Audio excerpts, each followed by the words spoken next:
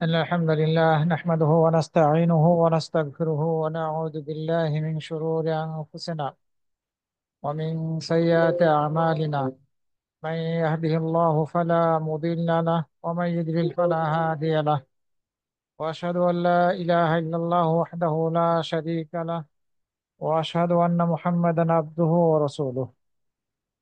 أما بعد، فإن خير الحديث كتاب الله، وخير الهدي هدي محمد صلى الله عليه وسلم، وشر الأمور محدثاتها، وكل محدثة بدعة، وكل بدعة ضلالة، وكل ضلالة في النار.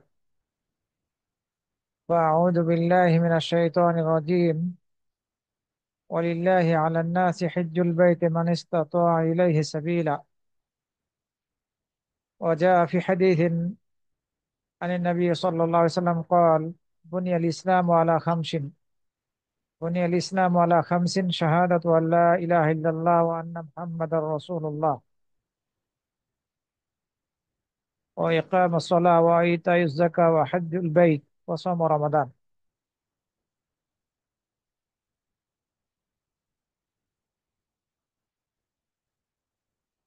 যাবতীয় প্রশংসা মহান রব্বুল আলমীর জন্য। অতঃপর সালাত ও সালাম পাঠ করছি নবী মুহাম্মদ সাল্লাল্লাহু আলাইহি সাল্লাম এবং তাঁর সকল অনুসারীদের প্রতি। আল্লাহুম্মা সাল্লি আলাইহি ওয়া আলাইহিম। সম্মানিত ভাই ও বোনেরা, আমরা সকলে অবগত আছি যে ইসলামের স্তম্ভ হচ্ছে পাঁচটি। ইসলামের রুকন হচ্ছে পাঁচটি। প্রথমটি হচ্ছে এই সাক্ষ্য দেওয়া যে আল্লাহ ছাড়া কোনো সত্য মাবুদ নেই, আর মুহাম্মদ সাল্লাল্লাহু আলাইহি সাল্লাম আল্লাহ রসুল। দ্বিতীয়টি হচ্ছে সালাত কায়েম করা। তৃতীয়টি জাকাত আদায় করা। চতুর্থটি হচ্ছে রমজানের সিয়াম পালন করা। আর পঞ্চমটি হচ্ছে হাজ আদায় করা। হাজ ইসলামের পঞ্চম স্তম্ভ বা রুকন। অত্যন্ত গুরুত্বপূর্ণ এবং উত্তম একটি ইবাদত।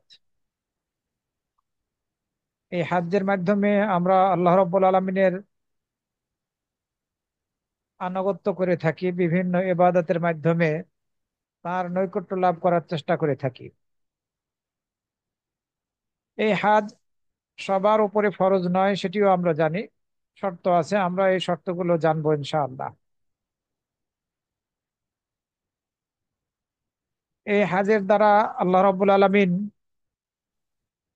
ইসলামের যে পাঁচটি স্তম্ভ, এই পঞ্চম স্তম্ভ হচ্ছে হাজ। এর দ্বারা ইসলামকে পরিপূর্ণতা দান করেছেন। আমরা যে ইবাদতই করি না কেন, আমাদের সবারই জানা আছে এই ইবাদত গুলো আমরা আল্লাহর নৈকট্য লাভের জন্য করে থাকি।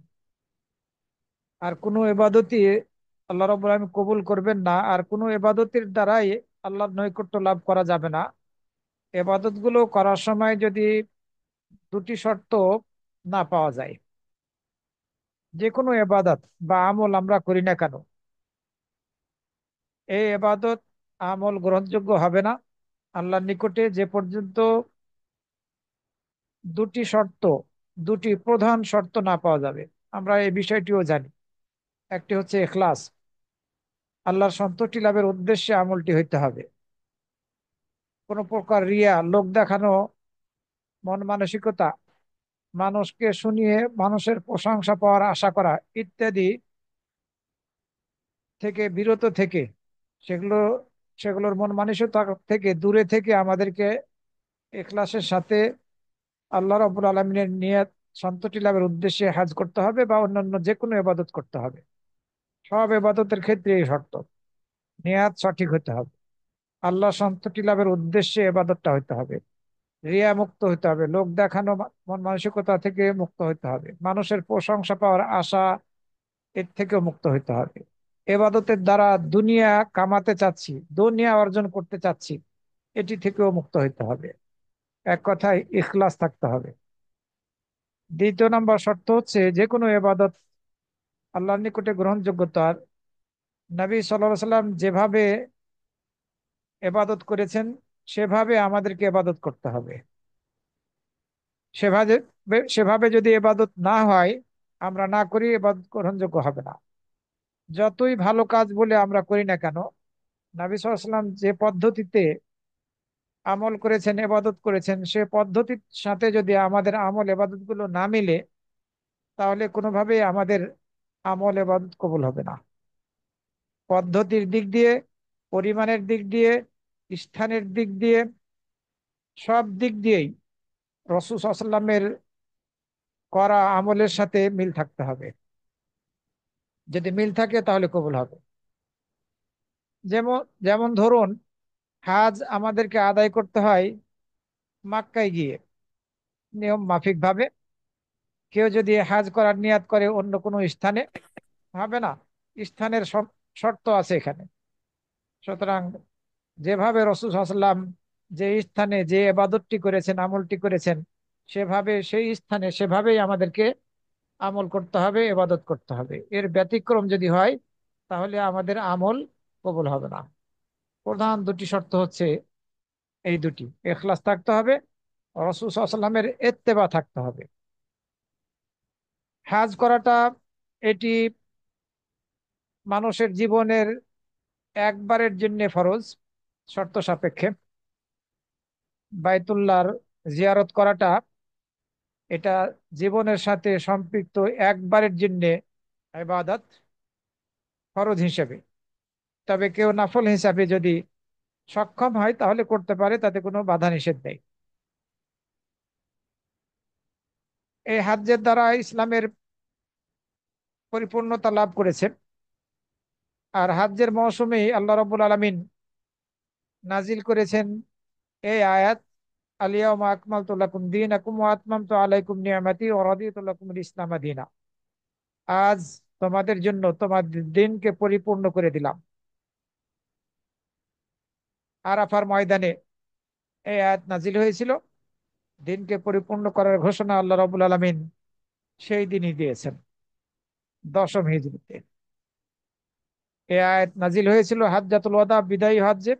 রাসূল সাল্লাল্লাহু আলাইহি ওয়াসাল্লাম একটি হজ করেছেন, এবং রাসূল সাল্লাল্লাহু আলাইহি ওয়াসাল্লাম যখন আরাফার ময়দানে দাঁড়িয়েছিলেন, সে সময় এই আয়াত নাজিল হয়েছে। এই আয়াতের দ্বারা দিনকে পরিপূর্ণ করার ঘোষণা আল্লাহ রাব্বুল আলামিন দিলেন। কাদের জন্য? আমাদের জন্য। তো হজকে ফরজ করেছেন আল্লাহ রাব্বুল আলামিন দশম হিজরিতে। দশম হিজরিতে জীবনে একবার সক্ষম ব্যক্তিদের জন্য হজ আদায় করা ফরজ। আল্লাহ রাব্বুল আলামিন সূরা আলে ইমরানের ৯৭ নম্বর আয়াতের মধ্যে বলছেন: ওয়ালিল্লাহি আলান নাসি হিজ্জুল বাইতি মান ইসতাতা ইলাইহি সাবিলা। সামর্থ্যবান পুরুষের, নারী পুরুষের উপর আল্লাহর জন্য বাইতুল্লাহর হজ করা ফরজ। সামর্থ্যবান ব্যক্তির উপরে, সে নারী হোক অথবা পুরুষ পুরুষ হোক, আল্লাহর জন্য বাইতুল্লাহর হজ করা ফরজ। আবু হুরায়রা রাদিয়াল্লাহু আনহু থেকে বর্ণিত হয়েছে একটি হাদিসের মধ্যে, তিনি বলেন, রাসূল সাল্লাল্লাহু আলাইহি সাল্লাম আমাদের সামনে খুতবা দিলেন। খুতবা দিতে গিয়ে বললেন: আইয়ুহান নাস, হে মানুষ, কাদ ফারাদাল্লাহু আলাইকুমুল হাজ্জা ফাহুজ্জু। তোমাদের উপরে আল্লাহ রাব্বুল আলামিন হজকে ফরজ করেছেন, সুতরাং তোমরা হজ আদায় করো। এক সাহাবী প্রশ্ন করলেন: আকুল্লা আমিন ইয়া রাসূলুল্লাহ, এই হজ কি প্রত্যেক বছরের জন্যই ফরজ? এই প্রশ্ন করলেন। ফাসাকাতা, রাসূল সাল্লাল্লাহু আলাইহি ওয়াসাল্লাম চুপ চুপ থাকলেন। ওই সাহাবী তিনবার প্রশ্ন করে ফেললেন যে, হে আল্লাহ রসুল, এই হজ কি প্রত্যেক বছরের জন্যই ফরজ, প্রত্যেকের উপরে? রাসূল সাল্লাল্লাহু আলাইহি ওয়াসাল্লাম বললেন তিনবার প্রশ্ন করার পরে: লাউ কুলতু নাআম লাওয়াজাবাত ওয়া লামাসতাতাতুম। আমি যদি বলতাম হ্যাঁ, তোমাদের উপরে প্রত্যেক বছর এই হজ করা ফরজ, শুধু নাম বলে দিলেই সেই প্রশ্নের উত্তরে তোমাদের উপরে হজ করা ফরজ হয়ে যেত প্রত্যেক বছরই, আর তোমরা এই হজ প্রত্যেক বছর আদায় করতে সক্ষম হতে না। এরপরে রাসূল সাল্লাল্লাহু আলাইহি ওয়াসাল্লাম খুব গুরুত্বপূর্ণ একটি কথা বলেছেন, সেটি হচ্ছে দারুনি মা তারাকতুকুম। আমি যে বিষয়ে তোমাদেরকে ছেড়ে দিয়েছি, ছাড় দিয়েছি, সে বিষয়ে তোমরা আমাকে ছেড়ে দাও। অর্থাৎ আমি যে বিষয়ে তোমাদেরকে কিছু নির্দেশনা দেই নাই, তোমরা সে বিষয়ে আমাকে প্রশ্ন করছো কেন? কেন অনর্থক নিজেদের উপরে কঠিন করে ফেলতে চাচ্ছ? এটা বুঝালেন। দারুনি মা তারাকতুকুম, তোমাদেরকে যে বিষয়ে ছেড়ে দিয়েছি, ছাড় দিয়েছি, তোমরা সেই বিষয়ে আমাকে ছাড়ো। ফাইন্নামা হালাকা মান কানা ক্বাবলাকুম বিকাসরাতি সুআলিহিম ওয়া ইখতিলাফিহিম আলা আমবিয়াইহিম, কেননা তোমাদের পূর্ববর্তীরা তাদের নাবিদের নিকটে বেশি বেশি করে প্রশ্ন করার কারণে এবং বেশি করে মতভেদ করার কারণে ধ্বংস হয়ে গিয়েছিল। তোমাদের পূর্ববর্তী লোকেরা বেশি প্রশ্ন করার কারণে এবং বেশি তাদের নাবিদের সামনে মতবিরোধ করার কারণে তারা ধ্বংস হয়ে গিয়েছিল। সুতরাং ফায়দা আমার তুকুম বেশাইন ফাতুম মিনহু মাস্তাতাতুম, তোমাদেরকে যখন কোনো কিছুর নির্দেশ দেব, তখন সেটি তোমাদের সাধ্য মাফিক করার চেষ্টা করবে, সেটি তোমরা সাধ্য মাফিক করার চেষ্টা করবে। ওয়াইদা নাহাইতুকুম আন শাইইন ফাদাউহু, আর তোমাদেরকে যখন কোনো কিছু নিষেধ করব, তখন তোমরা সেটি ছেড়ে দিবে। ওয়াইদা নাহাইতুকুম আন শাইইন ফাদাউহু, তোমাদেরকে কোনো ব্যাপারে নিষেধাজ্ঞা দেওয়া হলে, আমি নিষেধ করলে তোমরা সেটাকে ত্যাগ করবে। এ হাদিস মুসলিম শরীফের 3321, মুসনাদ আহমদের 10,607 নম্বরে বর্ণিত হয়েছে। তো হাজকে আল্লাহ রাব্বুল আলামিন কোরআনের আয়াত দ্বারা ফরজ করেছেন, সূরা আল ইমরানের 97 নম্বর আয়াতের দ্বারা। আবার রাসূল সাল্লাল্লাহু আলাইহি ওয়াসাল্লাম হাদিসের মধ্যেও বলেছেন যে আল্লাহ রাব্বুল আলামিন তোমাদের উপরে হাজকে ফরজ করেছেন, সুতরাং তোমরা হাজ আদায় করো। হাজ ফরজ হওয়ার 6টি শর্ত। 1 নম্বর হচ্ছে মুসলিম হতে হবে, কাফেরের উপরে হজ ফরজ নয় যে পর্যন্ত ইসলাম গ্রহণ না করেছে। যদি কাফের ব্যক্তি ইসলাম গ্রহণ করে, মুশরিক ব্যক্তি ইসলাম গ্রহণ করে, তখন তার উপরে শর্ত সাপেক্ষে হজ ফরজ হবে। তো মুসলিমের উপরে হজ ফরজ, অমুসলিমের উপরে নয়, এটি 1 নম্বর শর্ত। 2 নম্বর শর্ত হচ্ছে বিবেক সম্পন্ন হতে হবে। যার বিবেক নেই, আকল নেই, তার উপরে কোনো এবাদতই ফরজ নয়। হাজ কিভাবে ফরজ হবে? হাজও ফরজ নয়। 3 নম্বর শর্ত হচ্ছে প্রাপ্তবয়স্ক অথবা প্রাপ্তবয়স্কা। যদি প্রাপ্তবয়স্ক অথবা প্রাপ্তবয়স্কা হয়, তাহলে তার উপরে হাজ করা ফরজ। 4 নম্বর, আহ 2য় এবং 3য় নম্বর শর্তের দলিল হচ্ছে হাদিস। বিবেক থাকতে হবে, অর্থাৎ পাগল যাতে না হয়, আর প্রাপ্তবয়স্ক হইতে হবে। এর দলিল নবী সাল্লাল্লাহু আলাইহি ওয়াসাল্লাম থেকে বর্ণিত হাদিস। নবী সাল্লাল্লাহু আলাইহি ওয়াসাল্লাম বলেছেন, রুফিয়াল কলাম ওয়ান সালাসাতিন, 3 ব্যক্তি থেকে কলমকে উঠিয়ে নেওয়া হয়েছে। আনিন নাইমি হাত্তা ইয়াস্তাইকিদা, ঘুমন্ত ব্যক্তি থেকে কলম উঠিয়ে নেওয়া হয়েছে, তার অপরাধ লিপিবদ্ধ করা হবে না যে পর্যন্ত সে জাগ্রত না হয়েছে। ওয়ানি সবি হাত্তা ইহতালিমা, শিশু থেকে কলম উঠিয়ে নেওয়া হয়েছে যে পর্যন্ত সে প্রাপ্তবয়স্ক না হয়েছে। এরপরে রাসূল সাল্লাল্লাহু আলাইহি ওয়াসাল্লাম বললেন, ওয়ানিল মাজনুনি হাত্তা ইয়াকিলা, পাগল ব্যক্তি থেকে কলম উঠিয়ে নেওয়া হয়েছে যে পর্যন্ত সে না বুঝবে, তার বিবেক ফিরে না আসবে, আকল না আসবে, ফিরে আসবে। তো এই জন্য যে কোনো এবাদতের ক্ষেত্রে বিবেক সম্পন্ন হওয়া শর্ত। বিবেকহীনের উপরে কোনো এবাদত ফরজ নয়, এবং অবশ্যই প্রাপ্তবয়স্ক হতে হবে। এ হাদিস আবু দাউদের 4403, ইবনে মাজাহ 2041, তিরমিজির 1423, আর নাসাই 3432 নম্বরে বর্ণিত হয়েছে। শিশু সন্তানের উপরে, ছেলে হোক অথবা মেয়ে হোক, হাজ ফরজ নয়।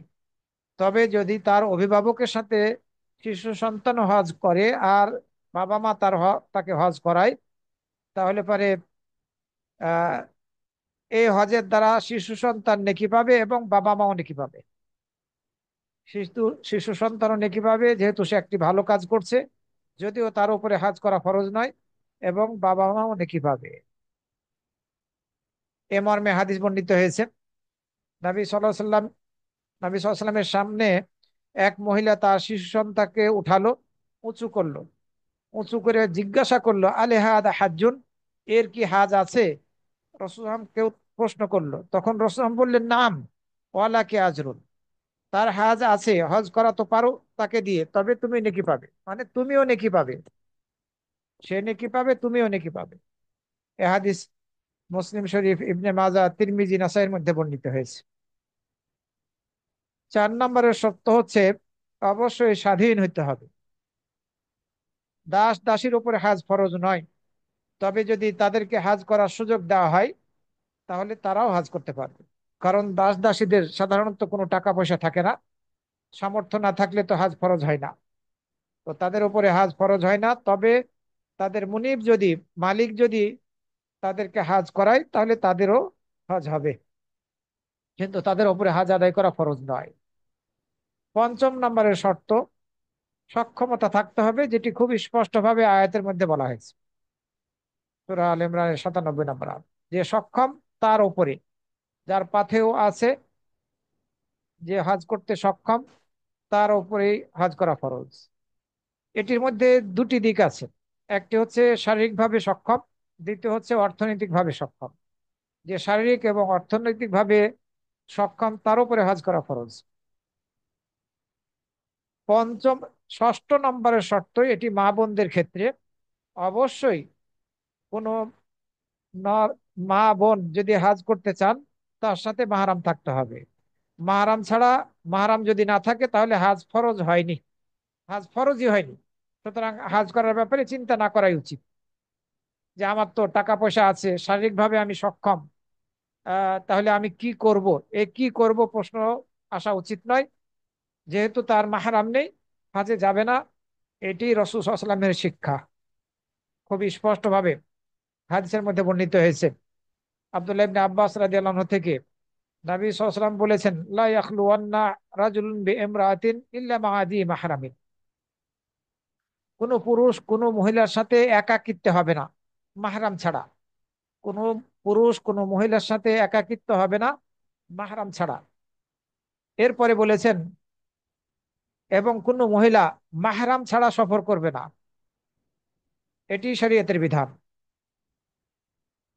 এরপরে এক ব্যক্তি প্রশ্ন করলো, এক সাহাবী, এক ব্যক্তি এক সাহাবী দাঁড়িয়ে গিয়ে বলল, হে আল্লাহ রসুল, আমার স্ত্রী হাজ করার জন্য বের হয়েছে, আর আমাকে অমুক অমুক যুদ্ধে যোদ্ধা হিসাবে, মুজাহিদ হিসাবে লিপিবদ্ধ করা হয়েছে। আমার স্ত্রী হাজ করার জন্য বের হয়েছে, আর আমাকে যুদ্ধে যাওয়ার জন্য তালিকাভুক্ত করা হয়েছে। আমি কি করব? এই অবস্থায় আমি কি করব? রাসূল সাল্লাল্লাহু আলাইহি ওয়াসাল্লাম বললেন, ইনতালিক ফাহুজ্জা মা ইমরাতিক, তুমি যাও, তোমার স্ত্রীর সাথে তুমি হজ করো। জেহাদে যেতে দিলেন না, তালিকাভুক্ত হওয়ার পরেও জেহাদে যেতে অনুমতি দিলেন না। যখন রাসূল সাল্লাল্লাহু আলাইহি ওয়াসাল্লামকে জানানো হলো যে তার স্ত্রী হাজ্জের নিয়াত করেছে, হাজ্জের জন্য বের হয়েছে, তখন রাসূল বললেন যে তুমি তোমার স্ত্রীর সাথে যাও। এই হাদিসের মধ্যেই আগের অংশটুকু আমাদেরকে বোঝার চেষ্টা করতে হবে। রাসূল বললেন কোনো পুরুষ কোনো নারীর সাথে মাহরাম ছাড়া একাকিত্বে যাতে না হয়, একাকী না হয়, শুধুমাত্র দুইজনই। আবার কোনো মহিলা কোনো কোনো নারীর সাথে মাহরাম ছাড়া যেন সফরও না করে। এই হাদিস মুসলিম শরীফের 3163, মুসলিম শরীফের 3163, আর বুখারী শরীফের 5233 নম্বরে বর্ণিত হয়েছে। বুখারী শরীফের 5233 নম্বরে। সম্মানিত ভাই ও বোনেরা, এই জন্য মা বোনদের মাহরাম ছাড়া যেহেতু হাজ ফরজ হয় না, এই হাজের চিন্তা করাটাই ঠিক নয়। যারা, যে আমার সামর্থ্য আছে অর্থনৈতিক ভাবে, শারীরিক ভাবে, আমি হজ করার জন্য আকাঙ্ক্ষিত, কিন্তু আমার তো মাহরাম নাই, আমি কি করব? হ্যাঁ, মতামত আছে, কোন কোন মাযহাবে মতামত দেওয়া হয়েছে, কিন্তু সেই মতামত গ্রহণযোগ্য নয়। আবার এমন হাদিস দিয়ে দলিল দেওয়ার চেষ্টা করা হয়েছে যে হাদিসটি কিয়ামতের আলামত হিসেবে বলা হয়েছে, যে হাদিসটা কিয়ামতের আলামত হিসেবে ভবিষ্যতের কথা রাসূল বলেছেন, ওই হাদিস দিয়ে দলিল দেওয়ার চেষ্টা করা হয়েছে। সুতরাং রাসূল সাল্লাল্লাহু আলাইহি ওয়াসাল্লাম যে নির্দেশনা জারি করেছেন যে স্ত্রীর সাথে জেহাদ বাদ দিয়ে হাজ করার জন্য স্বামীকে নির্দেশ দিলেন, আমাদেরকে এটাই পালন করতে হবে। আল্লাহ রাব্বুল আলামিন আপনাকে স্বাবলম্বী করেছেন অর্থনৈতিক ভাবে, আপনি করার সুযোগ পাচ্ছেন না মাহরাম না থাকার কারণে, আপনি আপনার এই টাকা দিয়ে দিন, এই টাকা দিয়ে এই অর্থ দিয়ে দিনই খেদমত করুন। অন্য খাত রয়েছে, সাদাকা জারি হিসাবে সুযোগ আছে। আপনি এই টাকা ব্যয় করার দ্বারা স্থায়ী নেকি অর্জন করতে সক্ষম হবেন ইনশাআল্লাহ। হজ যখন ফরজ হয়ে যাবে, ফরজ হয়ে যাওয়ার পরে আর দেরি করা উচিত নয়। যখনই ওয়াজিব হয়ে যাবে হজ কারো উপরে, দ্রুত তার হজ করা উচিত। রাসূল সাল্লাল্লাহু আলাইহি ওয়াসাল্লাম হাদিসের মধ্যে এই নির্দেশনায় দিয়েছেন। আব্দুল্লাহ ইবনে আব্বাস এবং ফাদাল রাদিয়াল্লাহু আনহুমা থেকে, অথবা তাদের দুইজনের একজন থেকে হাদিস বর্ণিত হয়েছে। রাসূল সাল্লাল্লাহু আলাইহি ওয়াসাল্লাম বলেছেন, মান আরাদাল হাজ্জা ফালিয়াতাআজ্জাল, যে ব্যক্তি হাজ করার ইচ্ছা করবে, অর্থাৎ সামর্থ্য হয়ে গিয়েছে, এখন হাজ করার ইচ্ছা করছে, সে যেন তাড়াতাড়ি হজ করে। মান আরাদাল হাজ্জা ফালিয়াতাআজ্জাল, যে হজ করার ইচ্ছা করবে সে যেন তাড়াতাড়ি হজ করে। কেননা কাদ ইয়ামরাদুল মারিদ, হয়তো বা কেউ অসুস্থ হয়ে পড়বে, ফরজ হয়েছে হাজ, এরপরেও যাচ্ছি, যুবক বয়স আছে, সুযোগ আসবে, অনেক অনেক বছর পাবো সময়, এই মানসিকতা প্রকাশ করে সে হাজ্জে যাচ্ছে না, অথচ তার উপরে হাজ ফরজ হয়ে গিয়েছে। রাসূল সাল্লাল্লাহু আলাইহি ওয়াসাল্লাম তাড়াতাড়ি হাজ করে নিতে বললেন, কেননা অসুস্থ হয়ে যেতে পারে। আবার যে পাথেয়টা আছে, এই পাথেয়টা হারিয়ে যেতে পারে। আপনি যে অর্থনৈতিকভাবে স্বাবলম্বী, এই স্বাবলম্বী অবস্থায় আপনি নাও থাকতে পারেন, আপনার অন্য কোনো প্রয়োজন পড়ে যেতে পারে, ফলে অন্য প্রয়োজনে আপনাকে এই অর্থটা হয়তো বা ব্যয় করতে হতে পারে। সুতরাং এরকম পরিস্থিতির সম্মুখীন হয়ে পড়লে আপনি গুনাহগার হয়ে যাবেন। কারণ হজ আপনার উপরে ফরজ হয়েছিল, আপনি দেরি করার কারণে অসুস্থ হয়ে পড়লেন, অথবা আপনি পাথেও হারিয়ে ফেললেন, অথবা অন্য কোনো প্রয়োজন এসে পড়লো, আপনি আপনার ফরজ হজটা আদায় করতে পারলেন না। এমনটা যাতে না হয়, তাড়াতাড়ি হজ করে নিতে হবে। এ হাদিস মুসনাদে আহমদের 1834, অথবা 3340 নম্বরে, ইবনে মাজার 2883 নম্বরে বর্ণিত হয়েছে। আবার রাসূল সাল্লাল্লাহু আলাইহি ওয়াসাল্লাম অন্য হাদিসের মধ্যে বলেছেন, তাআজ্জালু ইলাল হজ, তোমরা ফরজ হজ তাড়াতাড়ি আদায় করো। ফাইন্না আহাদাকুম লা ইয়াদরি মা ইয়ারিদু লাহু, কেননা তোমাদের কেউ জানে না সামনে তার জন্য কি এসে পড়বে। তোমাদের কেউ জানে না সামনে তার কি এসে পড়বে, কি সমস্যা সৃষ্টি হয়ে যাবে, কেউ জানে না। এ হাদিস মুসনাদে আমাদের 2869 নম্বরে বর্ণিত হয়েছে। ওমর ইবনুল খাত্তাব রাদিয়াল্লাহু আনহু থেকে বর্ণনা করা হয়েছে, তিনি খুব কঠোরতা করেছিলেন। যে ব্যক্তির উপরে হাজ ফরজ হওয়ার পরেও হাজ না করে মারা গেল, সামর্থ্য থাকা সত্ত্বেও হাজ না করে যে ব্যক্তি মারা গেল, সে যেন চাই ইহুদি হয়ে মারা যাক অথবা খ্রিস্টান হয়ে মারা যাক। এ ধরনের কঠোর ভাষা ব্যবহার করেছেন ওমর রাদিয়াল্লাহু আনহু। সে ইহুদি হয়ে গিয়েছে, খ্রিস্টান হয়ে গিয়েছে, বিষয়টা এমন নয়, তবে এটি একটি বড় অপরাধ। ফরজ হলো, অথচ আপনি এই ইসলামের পঞ্চম রুকনটা আপনি আদায় করলেন না, এটা বিপজ্জনক। এটি বুঝাতে চেয়েছেন। বলেছেন, মাম্মা তাওয়ালাম ইয়াহুজ ওয়া হুয়া ইয়াজিদু সাআতান, যে ব্যক্তি হাজ না করে মারা যাবে সক্ষমতা অর্জন করা সত্ত্বেও, সে চাইলে ইহুদি হয়ে মারা যাক, আর আর চাইলে সে খ্রিস্টান হয়ে মারা যাক, মানে এটি বড় অপরাধ, এটি তার একটি ভুল। আবু সাইদ খুদরি রাদিয়াল্লাহু আনহু থেকে বর্ণিত হয়েছে অন্য হাদিসের মধ্যে, রাসূল সাল্লাল্লাহু আলাইহি ওয়াসাল্লাম বলেছেন, আল্লাহ রাব্বুল আলামিন বলেছেন হাদিসে কুদসি, আমি আমার বান্দাকে সুস্থ শরীর দান করেছি, তার জীবন ধারণের ক্ষেত্রে আমি প্রশস্ততা দিয়েছি। সুস্থ শরীর এবং জীবন ধারণের ক্ষেত্রে প্রশস্ততা, অর্থাৎ অর্থনৈতিকভাবে স্বাবলম্বী করার পরেও কেউ যদি 5 বছর পার হয়ে গেল এরপরে হাজ না আদায় করে, তাহলে সে বঞ্চিত।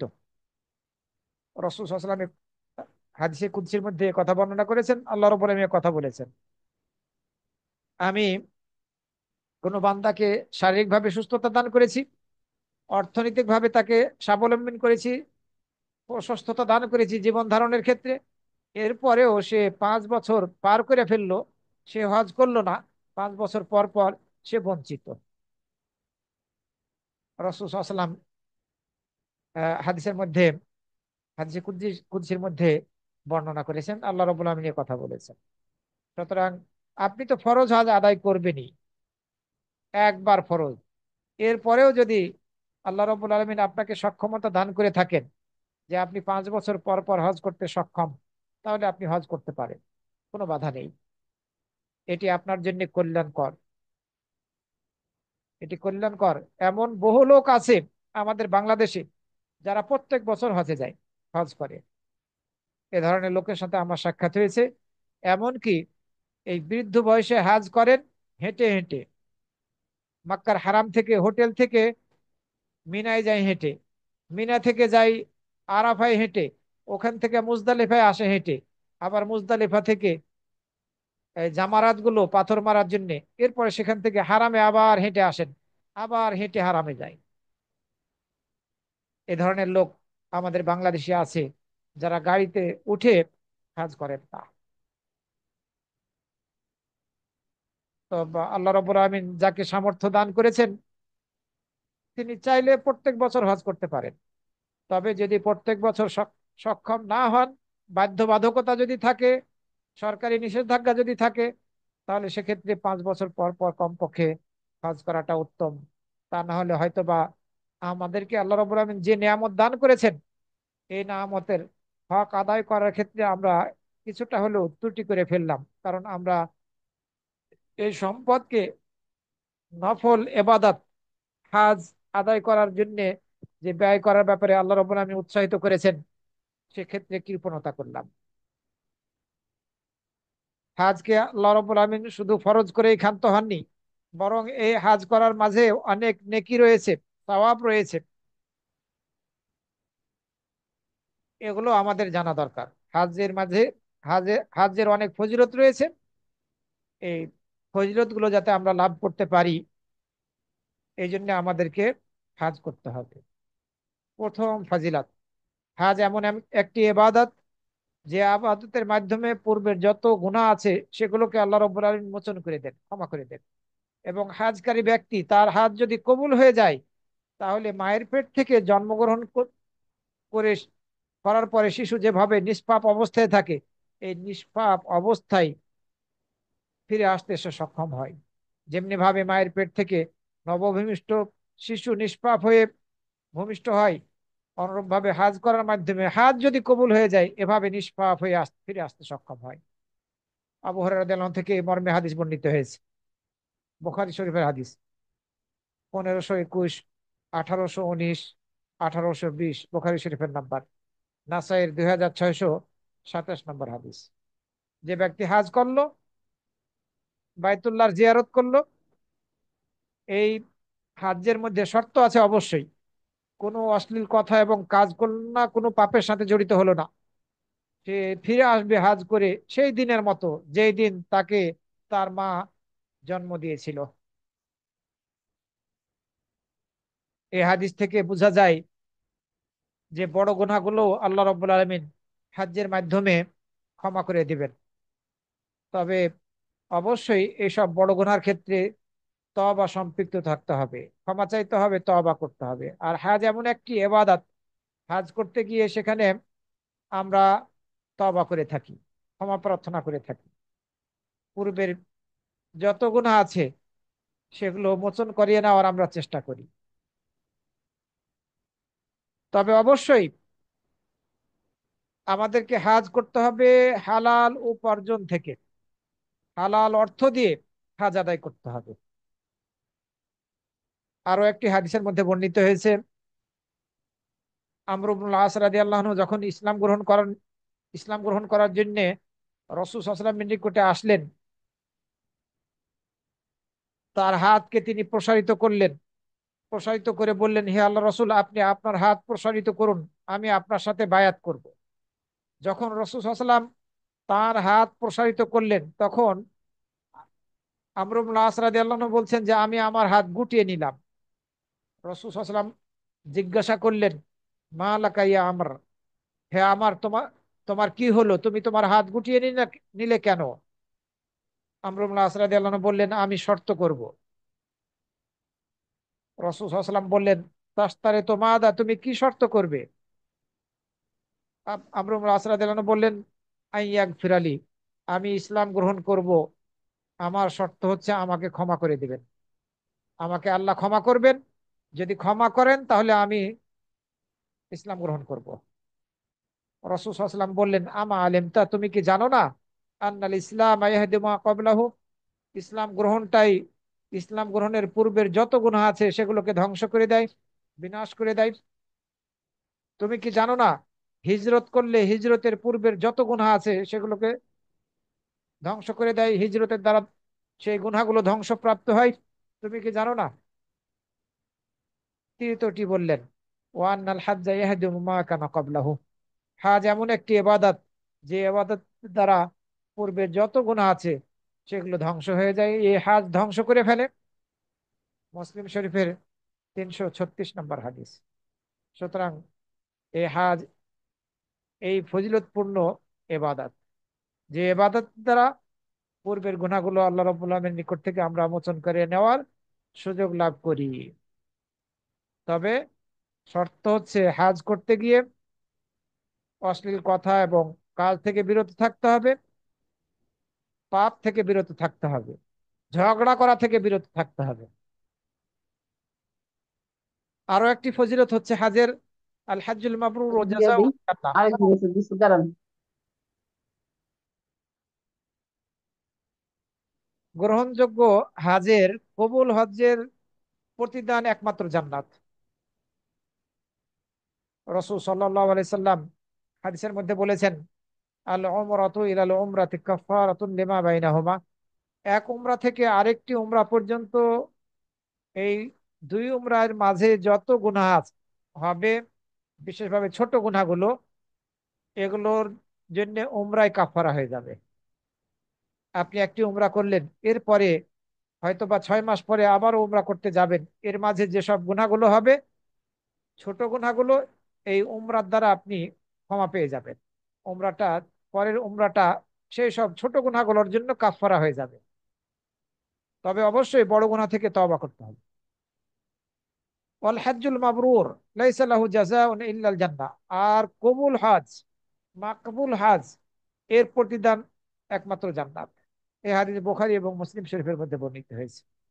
সুতরাং আমাদের কারো যদি হজ কবুল হয়ে যায়, তাহলে পরে ইনশাআল্লাহ আমরা জান্নাত লাভ করতে সক্ষম হব।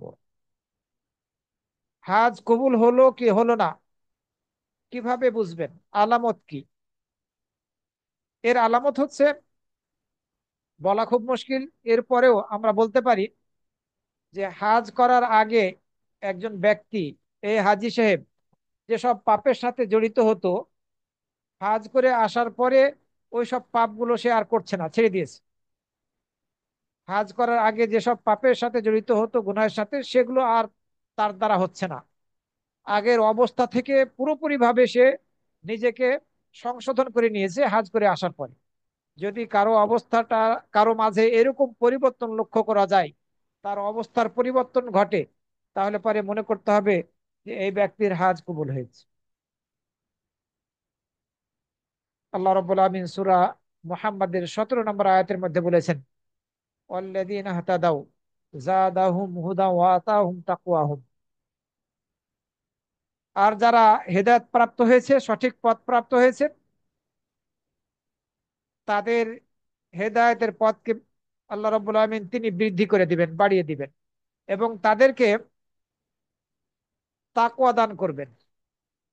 আল্লাহ রাব্বুল আলামিন, কেউ যদি সঠিক পথ প্রাপ্ত হয়ে যায়, আপনি হাজ করতে গেলেন, হাজ করতে গিয়ে আপনি সঠিক পথ প্রাপ্ত হলেন, আগে যে সব গুনাহগুলো করেছিলেন সেগুলোর জন্য অনুতপ্ত হলেন, ক্ষমা প্রার্থনা করলেন, তওবা করলেন, আপনি তাকওয়ার পথ বেছে নিলেন, হেদায়েতের পথ বেছে নিলেন, আপনার এই হেদায়েতের পথকে আল্লাহ রাব্বুল আলামিন আরো সুগম করে দিবেন, এবং তাকওয়া, আপনার তাকওয়াকে আল্লাহ রাব্বুল আলামিন বাড়িয়ে দিবেন, বৃদ্ধি করে দিবেন, আপনাকে তাকওয়া দান করবেন। অর্থাৎ আল্লাহর নির্দেশ মেনে চলার ব্যাপারে আল্লাহ আপনাকে সক্ষমতা দান করবেন, এবং নিষেধগুলো বর্জন করার ক্ষেত্রে আল্লাহ আপনাকে তৌফিক দান করবেন। সুতরাং হাজ করে আসার পরে যদি এ ধরনের পরিবর্তন লক্ষ্য করা যায় কারো ক্ষেত্রে, তাহলে আশা করা যায় যে সে তার হাজ কবুল হয়েছে ইনশাআল্লাহ। 3 নম্বরের ফজিলত হচ্ছে হাজ, হাজটি হচ্ছে উত্তম আমলের অন্তর্ভুক্ত। রাসূল সাল্লাল্লাহু আলাইহি সাল্লামকে জিজ্ঞাসা করা হলো, আইউল আমালে আফজাল, কোন আমল বেশি উত্তম? রাসূল সাল্লাল্লাহু আলাইহি সাল্লাম বললেন, রাসূল সাল্লাল্লাহু আলাইহি সাল্লাম বললেন, ঈমানুম বিল্লাহি ওয়া রাসূলিহি, আল্লাহ এবং তার রসুলের প্রতি ঈমান আনা সর্বোত্তম আমল। কিলা সুম্মা মাদা, প্রশ্ন করা হলো এর পরে কোনটি? রাসূল সাল্লাল্লাহু আলাইহি ওয়াসাল্লাম বললেন, আল জিহাদু ফি সাবিলিল্লাহ, আল্লাহর পথে জিহাদ করা। আবারও প্রশ্ন করা হলো এরপরে কোনটি, সর্বোত্তম আমল কোনটি? রাসূল সাল্লাল্লাহু আলাইহি ওয়াসাল্লাম বললেন, হাজ্জুন মাবরুর, হাজ্জে মাকবুল, গ্রহণযোগ্য হাজ। যদি হাজ কবুল হয়ে যায় তাহলে এটি সর্বোত্তম আমলের অন্তর্ভুক্ত। এ হাদিস বুখারী এবং মুসলিম শরীফের মধ্যে বর্ণিত হয়েছে। হাজ্জের আরো একটি ফজিলত হচ্ছে হাজকে জিহাদ আখ্যা দেওয়া হয়েছে। জিহাদ অনেক প্রকারের। জিহাদ সম্পদের দ্বারা হয়, জিহাদ জীবনের দ্বারা হয়, জিহাদ জবানের দ্বারা হয়, কথার দ্বারা হয়, জিহাদ আল্লাহর আনুগত্য করার ক্ষেত্রেও হয়। আর এই হাজটি এমন একটি ইবাদত, যে ইবাদতের অর্থ লাগে আবার শারীরিক সক্ষমতাও লাগে। কষ্ট করতে হয়, অর্থনৈতিকভাবে অর্থের খরচও করতে হয়, আবার শারীরিকভাবে শ্রমও দিতে হয়। এমন একটি ইবাদত। বিশেষভাবে এই হাজ হচ্ছে মা বোনদের জন্য জিহাদ। আয়েশা রাদিয়াল্লাহু আনহা থেকে বর্ণিত হয়েছে, আন্নাহা ক্বালাত, তিনি বললেন, হে আল্লাহ রসুল, নারাল জিহাদ আফদাল আমাল আফালা নুজাহিদ, আমরা মহিলারা জিহাদকে উত্তম আমল মনে করি, আমরা কি জিহাদ করব না? আমরা জিহাদকে উত্তম আমল মনে করি, আমরা কি জিহাদ করব না? রাসূল সাল্লাল্লাহু আলাইহি ওয়াসাল্লাম বললেন, লাকিন্না আফদালাল জিহাদ হাজ্জুন মাবরুর, সর্বোত্তম জিহাদ হচ্ছে হাজ্জে মাবরুর, গ্রহণযোগ্য হাজ, কবুল হাজ। বুখারী শরীফের 1520 নম্বর হাদিস। এটি মহিলাদের জন্য হচ্ছে হাজ, জিহাদ। হাজটি হচ্ছে মহিলাদের জন্য জিহাদ। 5 নম্বরের ফজিলত হচ্ছে আল হাজ্জু মিন আসবাবিল গিনা ওয়া মুদাআফাতিন নাফাকা, হাজ ধনী হওয়ার একটি কারণ, মাধ্যম। এবং আহ, আল্লাহ রাব্বুল আলামিন এই হাজ্জের মাধ্যমে আপনার সম্পদ নিয়ামতকে বাড়িয়ে দিবেন যদি হাজ কবুল হয়ে যায়। আপনি হাজ্জের জন্য খরচা করছেন, ওমরার জন্য খরচা করছেন, এই হাজ্জের জন্য ওমরার জন্য খরচ করাটা এটি রিজিক বৃদ্ধি করবে, আপনার দারিদ্রতাকে দূর করবে। আব্দুল্লাহ ইবনে মাসউদ রাদিয়াল্লাহু আনহু থেকে বর্ণিত হয়েছে, তিনি বলেন, রাসূল সাল্লাল্লাহু আলাইহি ওয়াসাল্লাম বলেছেন, তাবিউ বাইনাল হাজ্জি ওয়াল উমরা, তোমরা হাজ এবং উমরা বারবার করতে থাকো। রাসূল সাল্লাল্লাহু আলাইহি ওয়াসাল্লামের কথা বললেন, একবার হাজ করেছো, উমরা করেছো, আবারও হাজ করো, উমরা করো। যদি সক্ষম হয় তাহলে ফাইন্নাহুমা ইয়ানফিয়ানিল ফাকরা ওয়াদ দুনুবা, কেননা হাজ এবং উমরা উভয়টাই দারিদ্রতাকে দূর করে, দারিদ্রতা দূর করে এবং গুনাহগুলোকে মোচন করে ফেলে। যেমনি ভাবে এই কামারের হাপড় লোহার জংগুলোকে, স্বর্ণের, রূপার এই জংগুলোকে ছুটিয়ে ফেলে, দূর করে ফেলে, অনুরূপভাবে হাজ এমন একটা এবং উমরা এমন একটা ইবাদত, এই দুটি ইবাদতের দ্বারা দারিদ্রতা দূর হয় এবং গুনাহগুলো মোচন হয়। এই হাদিস মুসনাদে আহমদের 3669 নম্বরে, নাসাইয়ের 2630, তিরমিজির 810, ইবনে মাজার 2887 নম্বরে বর্ণিত হয়েছে। এছাড়া যারা হাজ করবেন, এই হাজিগণ যখন হাজ করার উদ্দেশ্যে বের হন, তখন আল্লাহর জিম্মাতে থাকেন, আল্লাহর হেফাজতে থাকেন। এটি হাজিদের জন্য একটি বিশেষ ফজিলত। আল্লাহ রাব্বুল আলামিন হাজী সাহেবদেরকে তার জিম্মাদারিতে নিয়ে নেন, জীবিত ফিরে যদি জীবিত থাকেন তাহলেও তার জিম্মাদারিতে থাকে, আর যদি মারা যায় তাহলে আল্লাহর জিম্মাদারিতে চলে যায়। আবু হুরায়রা রাদিয়াল্লাহু আনহু থেকে বর্ণিত হয়েছে, নবী সাল্লাল্লাহু আলাইহি ওয়াসাল্লাম বলেছেন, সালাসাতুন ফি দিমানিল্লাহি আযজা ওয়া জাল, তিন ব্যক্তি আল্লাহর জিম্মাদারিতে থাকে। রাজুলুন খারাজা ইলাল মসজিদিম মিন মাসাজিদিল্লাহ, সেই পুরুষ ব্যক্তি, যে ব্যক্তি আল্লাহর মসজিদগুলোর মধ্য থেকে কোনো একটি মসজিদের উদ্দেশ্যে বের হয়েছে সালাত আদায় করার জন্য।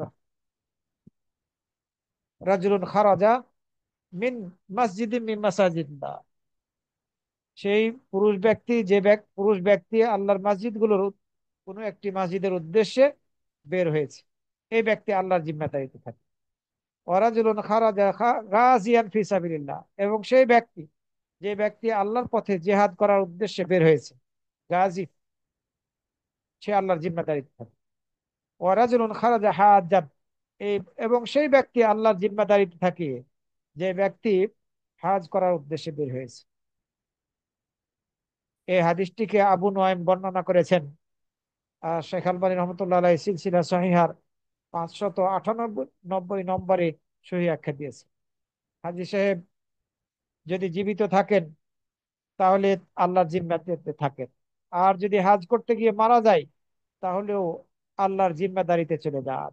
কিয়ামত দিবসে হাজী সাহেব উঠবেন তালবিয়া পাঠ করতে করতে, ফাইন্নাহু ইউবআসু ইয়াউমাল কিয়ামাতি মুনাজ্জিয়ান। যদি হাজ করতে গিয়ে মারা যায় তাহলে পারে সেক্ষেত্রে ওই অবস্থায়, এই হাজ্যের পোশাক পরিহিত অবস্থায় তাকে এই কাপড় দিয়ে কাফনের কাপড় দিতে হবে তাকে। এই কাপড়ই তার শেষ কাপড়, তার মাথা ঢাকা যাবে না, এবং তাকে কোনো সুগন্ধিও দেওয়া যাবে না। কিয়ামত দিবসে সে উঠবে তালবিয়া পাঠ করতে করতে। বুখারী এবং মুসলিম শরীফের হাদিস। এ মর্মে বুখারী এবং মুসলিম শরীফের মধ্যে হাদিস বর্ণিত হয়েছে।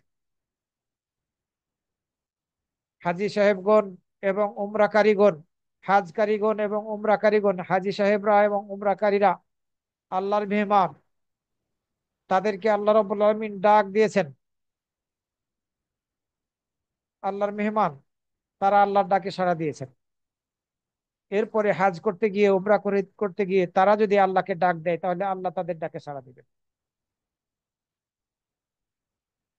আব্দুল্লাহ ইবনে উমর রাদিয়াল্লাহু আনহু থেকে বর্ণিত হয়েছে,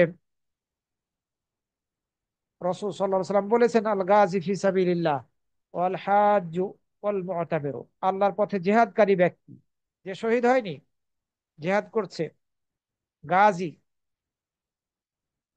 এবং হাজী সাহেব এবং উমরাকারী আল্লাহর মেহমান, ওয়াফদুল্লাহ দাআহুম ফাজাবুহু, তাদেরকে তিনি ডাক ডাক দিয়েছেন, তারা তার ডাকে, আল্লাহর ডাকে সাড়া দিয়েছে।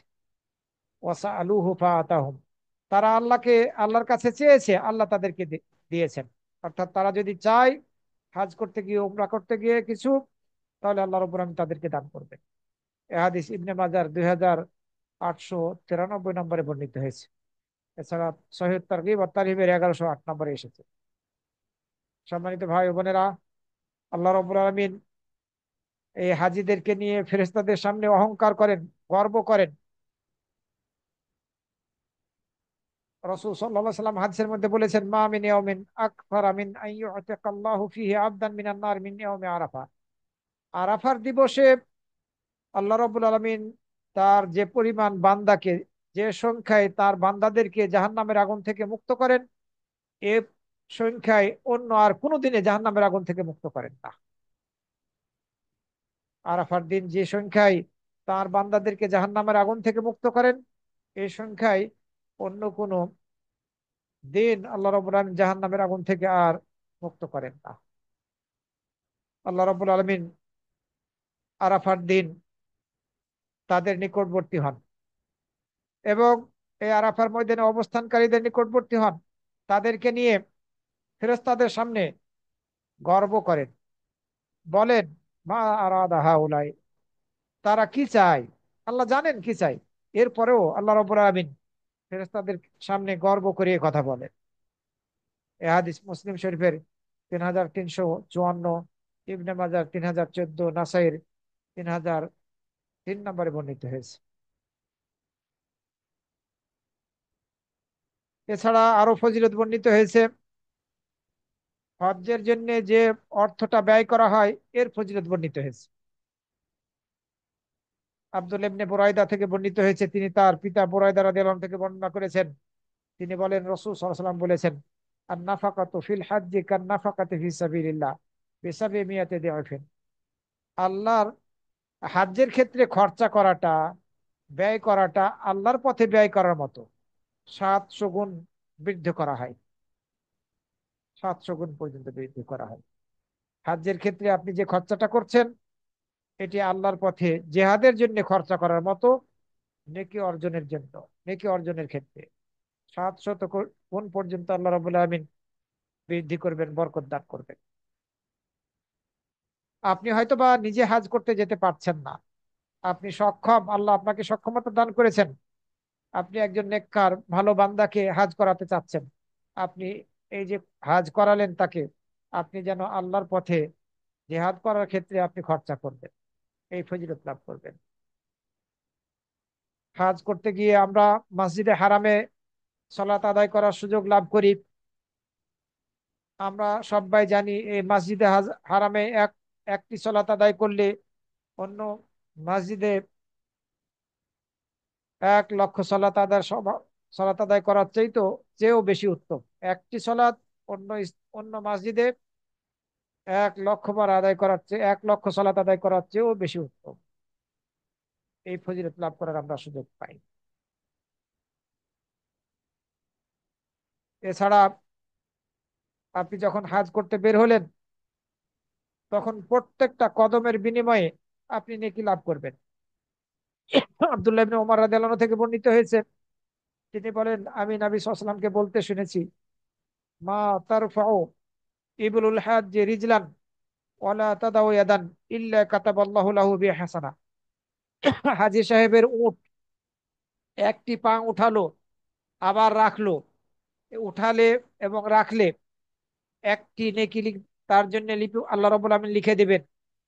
একটি কদমের জন্য একটি পা নেকি লিখে দিবেন, তার একটি গুনাহ মোচন করে দিবেন, তার একটি মর্যাদাকে উঁচু করবেন। কিন্তু আমরা তো বর্তমানে উটের মাধ্যমে আসি না, ঘোড়ায় চড়ে আসি না, আমরা বিমানের মাধ্যমে আসি, বাহনের মাধ্যমে আসি। ওই উট হেঁটে যে দূরত্ব অতিক্রম করে, আমরা বাহনের মাধ্যমে গেলেও ওই উটের পায়ের হিসাবে ইনশাআল্লাহ আমরা নেকি লাভ করব, আমরা আশাবাদী। রাসূল সাল্লাল্লাহু আলাইহি ওয়াসাল্লামের হাদিসের আলোকে আমরা এই কথা বলতে পারি। হাজী সাহেবের উট এক পা ফেলবে, 1 কদম ফেলবে, আর এটি একটি কদম উঠাবে, আবার তার হাত রাখবে, 1 পা উঠাবে আবার রাখবে, তার জন্য একটি নেকি লিখে দেওয়া হবে, একটি গুনাহমোচন করা হবে, তার একটি মর্যাদা উঁচু করা হবে। এ হাদিস ইমাম বাইহাকি এবং ইবনে হিব্বান বর্ণনা করেছেন। আপনি হজের জন্য বের হলেন, উদ্দেশ্য বাইতুল্লাহকে জিয়ারত করবেন, এই নিয়াতে আপনার জন্য প্রত্যেকটা কদমের বিনিময়ে, আপনার বাহন যে প্রত্যেকটা কদম ফেলবে, এই প্রত্যেকটা কদমের বিনিময়ে একটি নেকি, একটি গুনাহ মোচনের সুযোগ পাচ্ছেন। আপনি আরাফার ময়দানে অবস্থান গ্রহণ করবেন, আল্লাহ রাব্বুল আলামিন এই আরাফার দিন প্রথম আসমানে নেমে আসবেন, এ কথা বলা হয়েছে হাদিসের মধ্যে। ওয়া আম্মা উকুফুকা বিআরাফা ফাইন্নাল্লাহ আযজা ওয়া জাল ইয়ানজিলু ইলাস সামাইদ দুনিয়া। এই আরাফার দিন যখন হাজী সাহেবরা আরাফার ময়দানে অবস্থান করে, তখন আল্লাহ রাব্বুল আলামিন প্রথম আসমানে নেমে আসেন। কিভাবে সেটি আল্লাহ ভালো জানেন। তিনি তার ফেরেশতাদেরকে নিয়ে গর্ব করেন, ওই আগের হাদিসের মতোই, যে ওরা আমার বান্দা, তারা আমার নিকট এসেছে এই এলোমেলো চুল নিয়ে, ধুলো মিশ্রিত শরীর বডি নিয়ে, বিভিন্ন প্রান্ত থেকে তারা এসেছে, তারা আমার রহমত কামনা করছে, তারা আমার শাস্তিকে ভয় করছে, অথচ তারা আমাকে দেখেনি। ফাকাইফা লাউ রাআউনি, ফেরেশতাদেরকে আল্লাহ রাব্বুল আলামিন উদ্দেশ্য করে বলবেন, যে তারা যদি আমাকে দেখতো তাহলে তাদের অবস্থাটা কেমন হতো।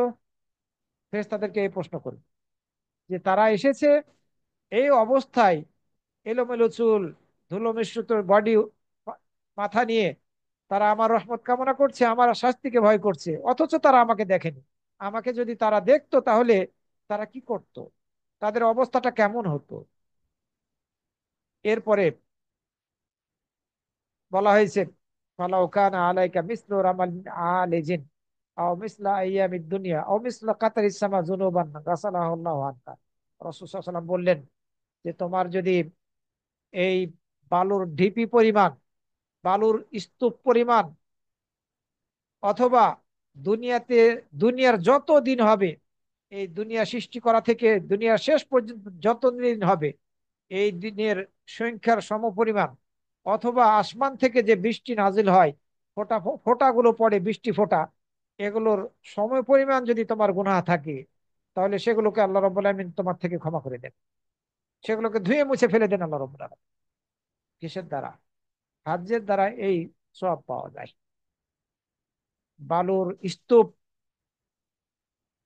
অথবা দুনিয়ার সংখ্যায়, দিনের সংখ্যায়, অথবা আসমান থেকে যে ফোঁটায় ফোঁটায় বৃষ্টি পড়ে এই ফোঁটাগুলোর সংখ্যায় সমপরিমাণ যদি কেউ গুনাহ নিয়ে আল্লাহ রাব্বুল আলামিনের দরবারে হাজির হয়, হজ করতে গিয়ে আল্লাহ রাব্বুল আলামিন তার থেকে এই গুনাহগুলোকে ধুয়ে ফেলেন। সুতরাং এই সব ফজিলত গুলো আমরা যেহেতু লাভ করতে সক্ষম হব, হজ করতে গেলে হজ্জের মাধ্যমে, ফরজ হজ ফরজ হওয়ার সাথে সাথে আমাদেরকে এই সুযোগকে ব্যবহার করতে হবে। আপনি হজ করতে গিয়ে আপনার মাথার চুলকে আপনি নাড়া করলেন, এই প্রত্যেকটা লুমের বিনিময়ে একটি করে নেকি লিখে দেওয়া হবে, একটি করে গুনাহ আপনার ঝরে পড়বে। আপনি যখন বাইতুল্লাহকে তওয়াফ করবেন, আপনার আপনাকে আপনার গুনাহগুলো থেকে সেই দিনের মতো বের করে নিয়ে আসা হবে, যে এই দিন আপনার মা আপনাকে জন্ম দিয়েছিল। এই হাদিসকে শেখ আলবানী রহমতুল্লাহ আলাই সহিহুল জামি সাগিরের 1360 নম্বরে, 1360 নম্বরে হাসান আখ্যা দিয়েছেন। এইসব ফজিলত গুলো আমরা হজ্জের মাধ্যমে, হজ্জের বিভিন্ন কার্যক্রমের মাধ্যমে লাভ করতে সক্ষম হব। আমরা হজ করতে গিয়ে যখন তাওয়াফ করব, হাজরে আসওয়াদকে স্পর্শ করব, তখনও আমরা নেকি লাভ করব, ফজিলত লাভ করব। আব্দুল্লাহ ইবনে উমর রাদিয়াল্লাহু আনহু থেকে বর্ণিত হয়েছে, তিনি বলেন যে হাজরে আসওয়াদকে স্পর্শ করা এবং তওয়াফের মধ্যে রুকনে ইয়ামিনীকে স্পর্শ করা, রুকনে ইয়ামিনীকে চুমু দেওয়া যায় না, শুধুমাত্র স্পর্শ করা। আবার স্পর্শ করে হাতেও চুমু দেওয়া যায় না। তো বা হাজরে আসওয়াদকে স্পর্শ করা এবং রুকনে ইয়ামিনীকে তাওয়াফ করার সময় স্পর্শ করা, এই দুটি কাজের দ্বারা গুনাহগুলো ঝরে পড়ে যায়। রাসূল সাল্লাল্লাহু আলাইহি ওয়াসাল্লাম কথা বলেছেন, ইন্না ইস্তিলামাহুমা ইয়াহুত্তুল খাতায়া। হাজরে আসওয়াদকে স্পর্শ করা এবং রুকনে ইয়ামিনীকে স্পর্শ করা তাওয়াফ করার সময় গুনাহগুলোকে মিটিয়ে দেয়। স্পর্শ করাটাই গুনাহগুলোকে মিটিয়ে দেয়। যে ব্যক্তি গুনে গুনে 7টি চক্কর দিবে, এরপরে 2 রাকাত সালাত আদায় করবে, তার জন্য একটি দাসী মুক্ত করার সমান নেকি হয়ে যাবে। একটি দাসীকে মুক্ত করলে, স্বাধীন করে দিলে যে নেকি লাভ করা যায়, তার সমান তার নেকি হয়ে যাবে। আপনি গুনে গুনে যদি 7টা তওয়াফ করেন, 2 রাকাত নফল সালাত আদায় করেন। তবে অবশ্যই মনে রাখতে হবে, নফল সালাতের ক্ষেত্রেও আমাদেরকে অজু করে, নফল তওয়াফের ক্ষেত্রেও আমাদেরকে অজু করে তওয়াফ করতে হবে।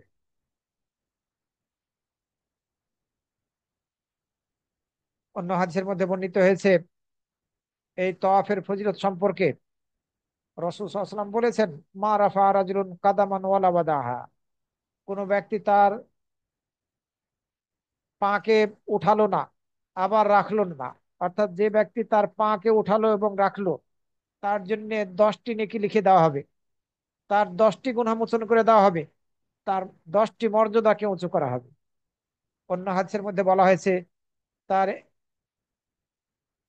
তার জন্য একটি নেকি লিখে দেওয়া হবে, একটি গুনাহ তার মোচন করে দেওয়া হবে। আর এই হাদিসের মধ্যে বলা হচ্ছে তার জন্য 10টি নেকি লিখে দেওয়া হবে। আপনি তওয়াফ করার সময় এক পা উঠালেন এবং এক পা রাখলেন, এর মাঝে আপনি 10টি নেকি লাভ করতে সক্ষম হলেন। 10টি গুনাহ আপনার মোচন হলো। গুনাহের শেষ নেই। আমরা বহু গুনাহ করি, ছোট গুনাহগুলো আমাদের থেকে অহরহ ঘটে থাকে। 10টি গুনাহ মোচন হবে এক কদমের বিনিময়ে। 10টি মর্যাদাকে আল্লাহ রাব্বুল আলামিন উঁচু করে দেবেন। এ হাদিস মুসনাদে আহমদের মধ্যে বর্ণিত হয়েছে। আহমদ শাকির এবং শেখ আল্লাহ আরনাবুত ওনারা এই হাদিসকে হাসান আখ্যা দিয়েছেন। এছাড়া একটি গুনাহ মোচন হবে, একটি নেকি লিখা হবে। এই হাদিস তিরমিজির মধ্যে বর্ণিত হয়েছে 559 নম্বরে। সম্মানিত ভাই বোনেরা, এই পাথর যে হাজরে আসওয়াদ, কালো পাথর, এই পাথরটি ছিল আসলে জান্নাতি পাথর। জান্নাত থেকে এই পাথরকে নামানো হয়েছে। রাসূল সাল্লাল্লাহু আলাইহি ওয়াসাল্লাম হাদিসের মধ্যে বলেছেন, নাজাল আল হাজরুল আসওয়াদ মিনাল জান্নাহ। এই হাজরে আসওয়াদ নামানো হয়েছে জান্নাত থেকে। ও আসাধ্য বেয়াজান, এই অবস্থায় যে এই হাজরে আসওয়াদ সাদা ছিল, দুধের মতো সাদা ছিল, দুধের চেয়েও সাদা ছিল।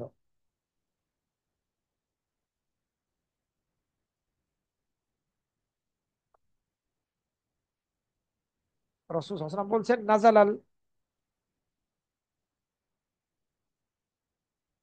নাজাল আল হাজারুল আসওয়াদ মিনাল জান্নাহ। এই হাজারুল আসওয়াদ নেমে এসেছে জান্নাত থেকে।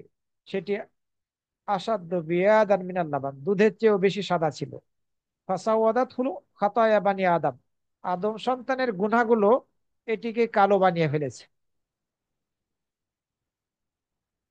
এ হাদিস তিরমিজির 877 নম্বরে বর্ণিত হয়েছে। 877। এবং ইবনে খোজাইমার 2733 নম্বরে বর্ণিত হয়েছে।